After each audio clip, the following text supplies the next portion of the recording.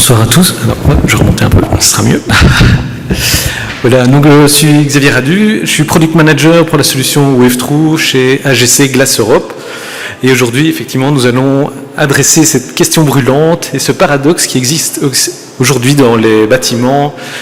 Peut-on avoir de la performance énergétique et de la connectivité, ou faut-il vraiment choisir ?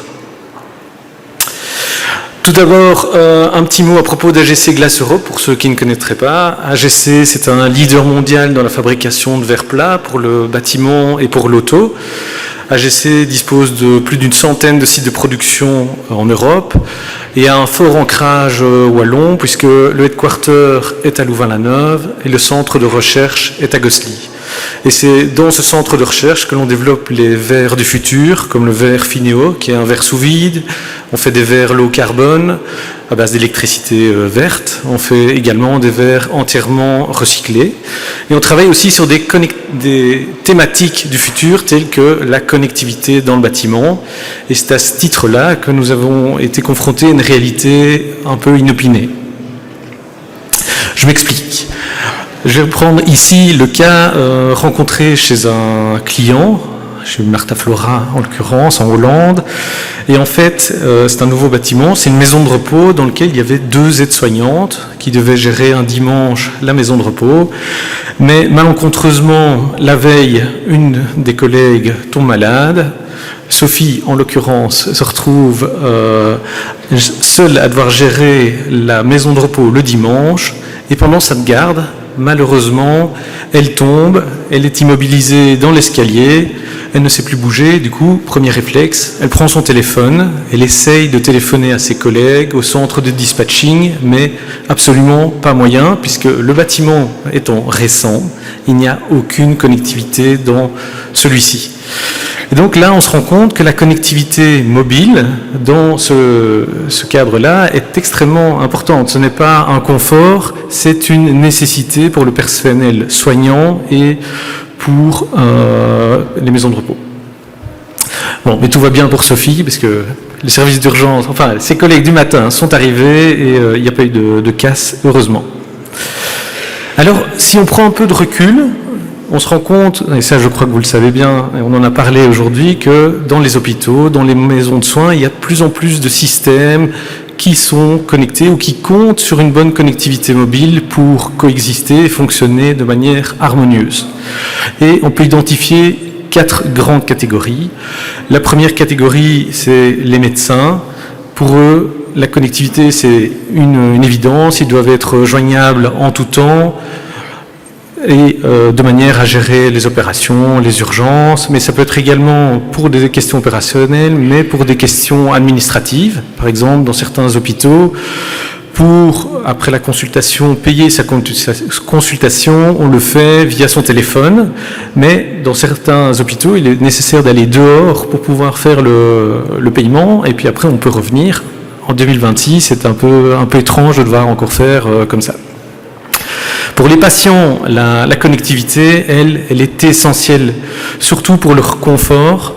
Ça leur permet de se changer les idées, de garder le moral, de téléphoner à leurs parents, à leurs enfants.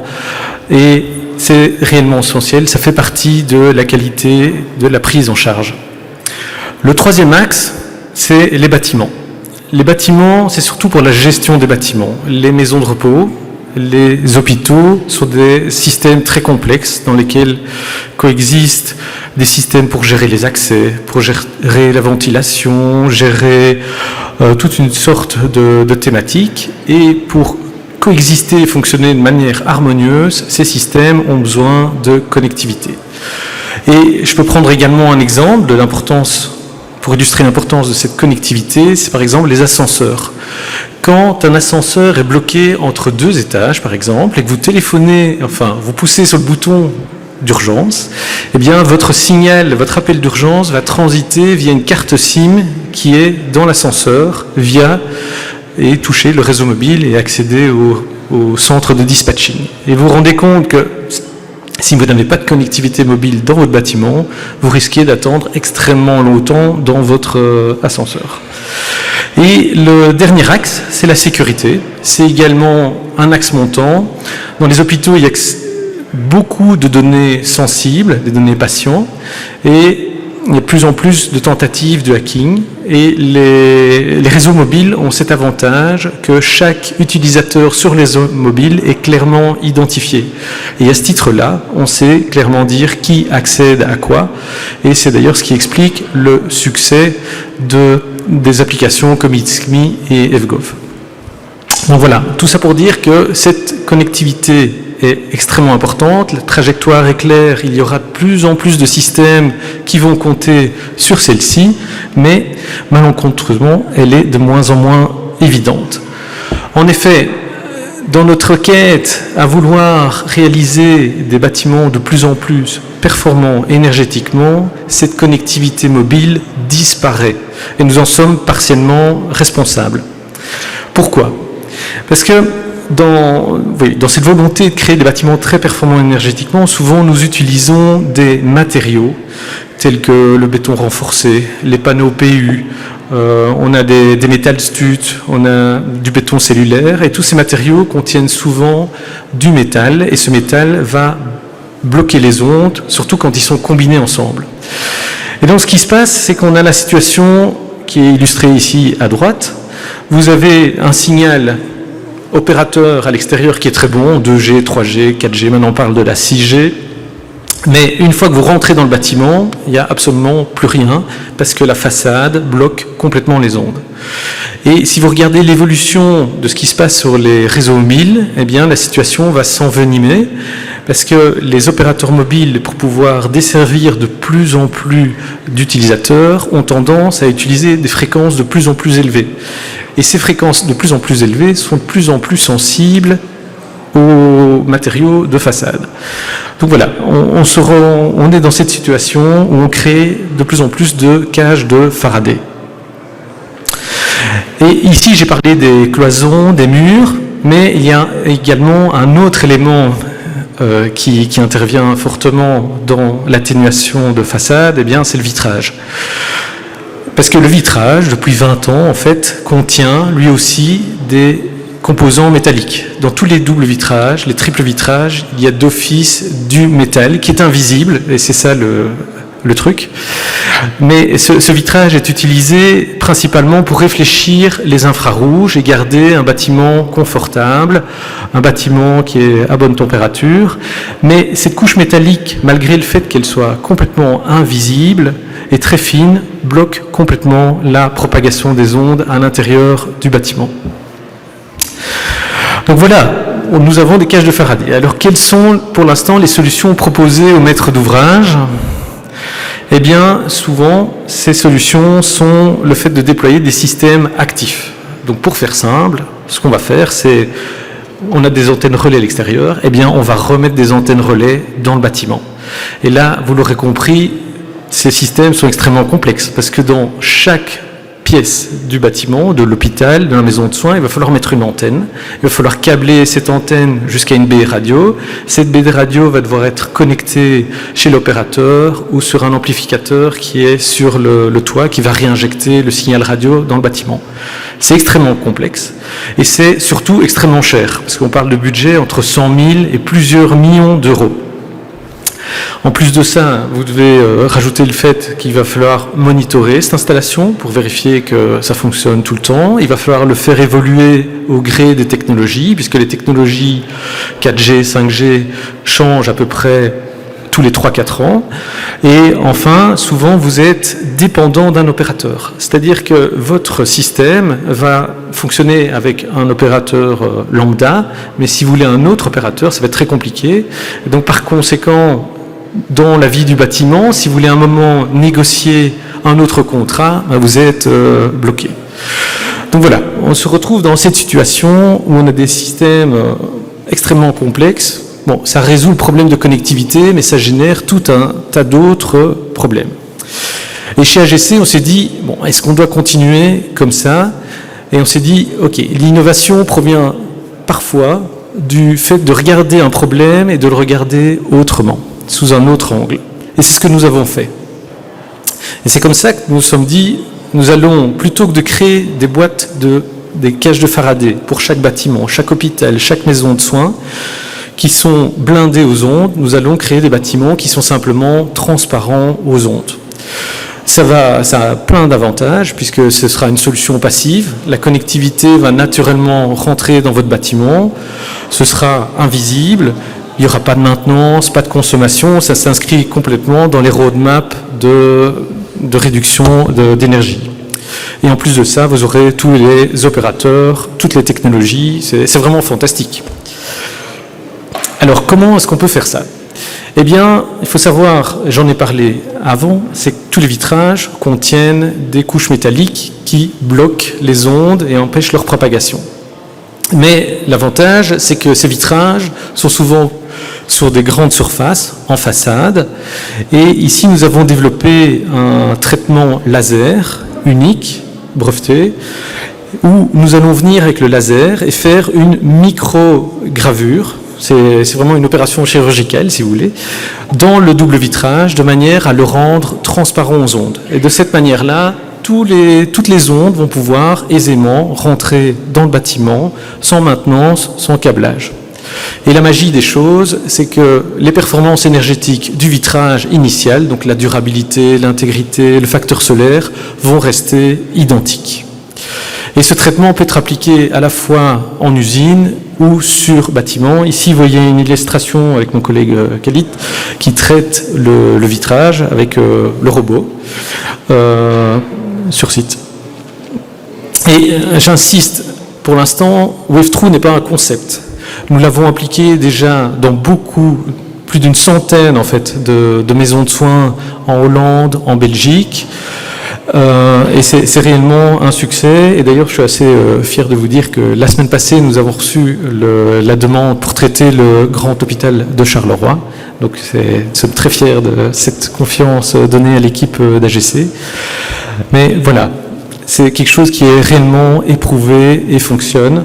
C'est la même technologie, d'ailleurs, qui est appliquée dans les trains. D'ailleurs, si vous prenez le train, le TGV, et que vous savez téléphoner, c'est grâce aussi à la technologie Wave-Through. Et pour vous illustrer un cas de performance, ou ce que vous pouvez attendre avec ce type de technologie, j'ai repris l'exemple de Thèbes. Thèbes, c'est un opérateur de maisons de repos en Hollande. Thèbes détient 25 maisons de repos et dans le cadre d'un aménagement de système de e-santé, le propriétaire voulait être sûr que le système de e-santé qui fonctionne en 4G fonctionne parfaitement dans toutes les installations. Donc ils nous ont contactés. Nous avons audité d'abord et cartographié la couverture radio dans chacun des sites. Et sur les 25 sites, nous en avons choisi 15 sur lesquels nous avons appliqué le traitement Wave-Through de manière à récupérer une couverture 4G parfaite dans le bâtiment, puisque tous les bâtiments sont transparents. Et ainsi, Thèbes a pu déployer son système de e-santé sans devoir mettre des câbles et des systèmes actifs.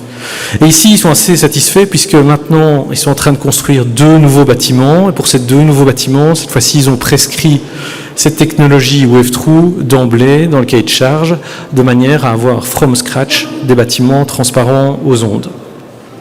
Et pour vous montrer un exemple de performance que l'on peut avoir en rendant le bâtiment transparent, j'ai repris ici le cas de Thèbes de Vloot. Donc vous voyez, c'est une maison de repos qui est assez récente. Elle fait 4000 m², avec des doubles vitrages, bien isolés. Donc initialement, c'était une cage de Faraday, puisque vous voyez la situation à gauche. Nous avons cartographié la couverture 4G. Vous voyez que le signal extérieur est vert, c'est-à-dire que vous avez un signal à l'extérieur exceptionnel, mais à l'intérieur c'est rouge, signifiant qu'on ne sait pas appeler, on ne sait pas faire de tournée d'application.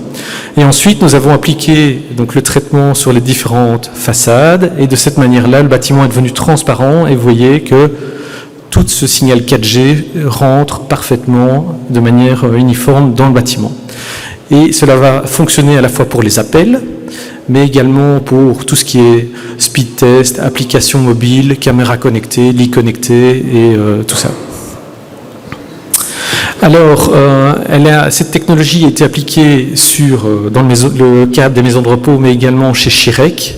Ici, c'est le cas de Chirec Delta, où nous avons appliqué la technologie Wave-Through dans le centre de dialyse.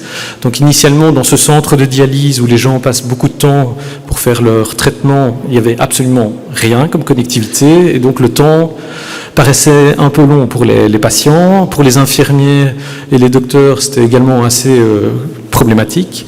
Et ici, nous avons traité en une journée les différents vitrages et de la connectivité partout, et les patients sont très, très satisfaits. Je reviens au système de traitement, puisqu'on est dans un salon d'architecture, pour vous dire que on s'est appliqué cette solution à la fois sur des bâtiments existants et aussi sur des bâtiments neufs. Donc, si c'est un bâtiment existant qui a des problèmes de connectivité, ben, vous voyez, on peut venir avec le petit robot. Nous venons en face de chaque vitrage, on le positionne devant. Le robot va détecter la position du vitrage, va effectuer le traitement en 4-5 minutes, et ensuite on passe au suivant, et ce traitement est invisible et partiel sur le vitrage.